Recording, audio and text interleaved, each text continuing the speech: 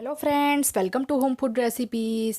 આજે આપણે બનાવીશું એકદમ ટ્રેડિશનલ રીતે માવો, મિલ્ક પાવડર, કોર્નફ્લોર કે કસ્ટર્ડ પાવડર ઉમેર્યા વગર એકદમ ટેસ્ટી અને ગાઢી સીતાફળની રબડી, જે તમે જોઈ જ શકો છો અહીંયા એકદમ પરફેક્ટ બની છે.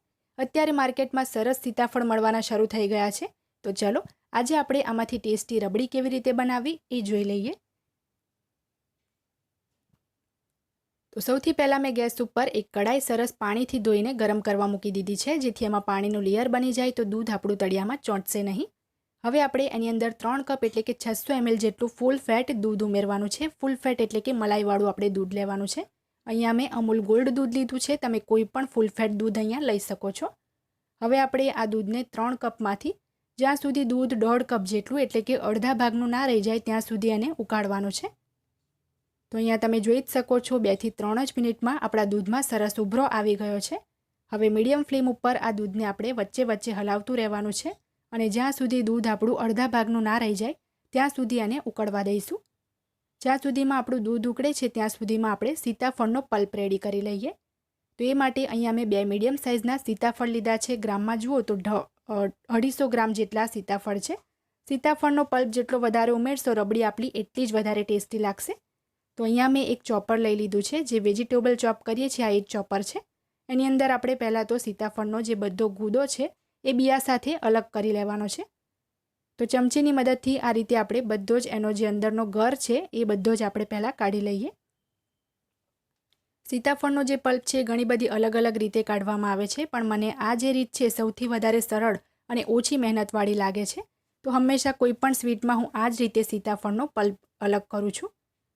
સીતાફળની વાત કરીએ તો એ એક એવું ફળ છે જે કદાચ જ કોઈને નહીં ભાવતું હોય. ડાયાબિટીસ પેશન્ટ માટે આ ફળ જે છે ફાયદાકારક નથી, પણ કોઈ પણ સિઝનલ ફ્રૂટ્સ જો તમે લિમિટમાં રહીને ખાઓ તો એ ઘણો ફાયદો કરે છે શરીરને. આની અંદર કેલ્શિયમ અને ફાઇબર ઘણું હોય છે, તો કબજિયાતના દર્દી માટે તો ઘણો ફાયદાકારક છે. તો રબડી કે ખીર માટે તમારે એકદમ પાકેલા અને મીઠા સીતાફળ હોય એવા જ લેવાના છે, જેથી ખાંડ આપણે ઓછી યુઝ કરી શકીએ. તો બંને સીતાફળનો મેં પલ્પ જે ગૂદો છે અલગ કરી લીધો છે. હવે આપણે એના જે બીજ છે એ કાઢવા માટે જે આ રીતની ચોપરની બ્લેડ આવે છે એ આ રીતે સેન્ટરમાં આપણે ગોઠવી દઈએ. હવે લીડ લગાવીને બસ આપણે દોરીને 8 થી 10 વખત ખેંચવાની છે, તો એકદમ સરળતાથી એના બિયા અને પલ્પ બંને અલગ થઈ જશે.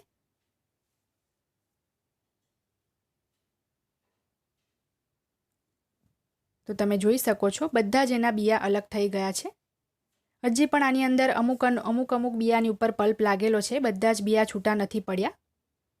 તો આ રીતનું જો તમને એવું લાગે તો ફરીથી તમારે લીડ લગાવીને 2-4 વખત દોરીને ખેંચી લેવાની છે, ચોપરને ફેરવી લેવાનું છે. તો બધા જ એના બિયા જે છે છૂટા પડી જશે અને એક પણ બીજ છે એનો ક્રશ નહીં થાય એ વાતનું તમારે ટેન્શન નથી લેવાનું. આ મેથડથી જો પલ્પ કાઢશો તો બિલકુલ તમારા હાથ પણ ગંદા નહીં થાય, સમયની પણ બચત થશે. 1 કિલો સીતાફળ હશે તો પણ એકદમ ઝટપટથી એનો પલ્પ નીકળી જશે. તો હવે આપણે ચમચીની મદદથી એના જે બધા જ બિયા છે એ અલગ કરી લેવાના છે. એક પ્લેટમાં બિયાને આપણે કાઢી લઈશું. તો આ 2 નંગ સીતાફળનો એટલે કે 250 ગ્રામ સીતાફળનો આપણે પલ્પ રેડી કર્યો છે, જે આપણે રબડીમાં યુઝ કરીશું. અને દૂધ ઉકળતું હોય ત્યારે જ આપણે પલ્પ કાઢવાનો છે, નહીં તો જો પહેલેથી કાઢીને રાખી દેશો તો પલ્પ થોડો કાળો પડવા લાગશે. તો 12 થી 15 મિનિટ પછી આપણું દૂધ પણ ઉકળીને તમે જોઈ શકો છો એકદમ અડધી ક્વોન્ટિટીનું થઈ ગયું છે. હજી પણ આપણે એને ત્રીજા ભાગનું થાય ત્યાં સુધી ઉકાળવાનું છે, પણ આ સ્ટેજ ઉપર આપણે એમાં ખાંડ કે ડ્રાયફ્રૂટ્સ જે પણ ઉમેરવાનું હોય એ ઉમેરી દઈએ. તો એની જે કન્સિસ્ટન્સી છે એ પણ હું તમને બતાવું છું. આ રીતે એકદમ સરસ ગાઢી અને મલાઈદાર થઈ ગઈ છે. તો હવે એની અંદર આપણે 1/4 કપ જેટલી એટલે કે 5 કપ જેટલી ખાંડ ઉમેરીશું. સીતાફળમાં પણ મીઠાશ હોય છે તો ખાંડ આનાથી વધારે ના ઉમેરવી. 1 ટેબલસ્પૂન બારીક કાપેલા પિસ્તા અને 1 ટેબલસ્પૂન બારીક કાપેલી બદામ ઉમેરીશું. આમાં હું ઇલાયચી પાવડર એડ નથી કરતી. હવે એને બરાબર મિક્સ કરીને ફરીથી 3-4 મિનિટ આપણે એને ઉકળવા દઈએ, જેથી જે ખાંડ ઉમેરી છે એનું પણ પાણી બધું બળી જાય. 3 થી 4 મિનિટ રબડીને હજી ઉકાળ્યા પછી તમે જોઈ શકો છો કે આપણી આ પ્લેન રબડી રેડી થઈ ગઈ છે. આની અંદર તમે કોઈ પણ બીજા ફ્રૂટની ફ્લેવર ઉમેરીને, જેમ કે મેંગો પ્યુરી ઉમેરીને મેંગો રબડી બનાવી શકો છો. તો પંખા નીચે રાખીને ટોટલી રબડીને અહીંયા મેં ઠંડી થવા દીધી છે. ઠંડી થઈ ગયા પછી તમે જોઈ શકો છો સરસ ગાઢી થઈ ગઈ છે. તો હવે આપણે જે સીતાફળનો પલ્પ કાઢીને રાખ્યો હતો એ એમાં બધો જ ઉમેરી દઈએ અત્યારે આ રબડી ઠંડી થઈ ગયા પછી મેં એમાં પલ્પ ઉમેર્યો છે. તમે ચાહો તો ગેસ ઉપર ગરમ રબડી હોય તો પણ પલ્પ ઉમેરી દેશો તો પણ વાંધો નથી. સીતાફળથી રબડી ફાટવાનો કોઈ ડર નથી રહેતો. પણ જો તમે મેંગો રબડી બનાવતા હોય તો ખાસ રબડી ઠંડી થઈ ગયા પછી જ એમાં મેંગો પ્યુરી ઉમેરવી. તો આની અંદર મેં ઇલાયચી પાવડર નથી ઉમેર્યો કારણ કે મને સીતાફળનો જ ફ્લેવર પસંદ હતો. તો હવે આપણે એક બાઉલમાં આને સર્વ કરી લઈએ. અહીંયા મેં માટીના બાઉલમાં એને સર્વ કર્યું છે. તમે ચાહો તો ફ્રીજમાં 2-3 કલાક રાખીને ઠંડી કર્યા પછી પણ આ રબડીને ખાઈ શકો છો. વધારે ટેસ્ટી લાગશે. તો રેસીપી પસંદ આવી હોય તો રેસીપી ટ્રાય ચોક્કસથી કરજો. ખાવામાં આ રબડી એટલી ટેસ્ટી છે કે એકવાર બનાવશો તો વારંવાર બનાવશો.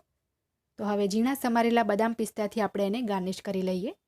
રેસીપી પસંદ આવે તો ચેનલને સબસ્ક્રાઇબ કરી બેલ આઇકન ચોક્કસથી પ્રેસ કરજો જેથી દરેક નવા વિડીયોની નોટિફિકેશન તરત તમને મળે.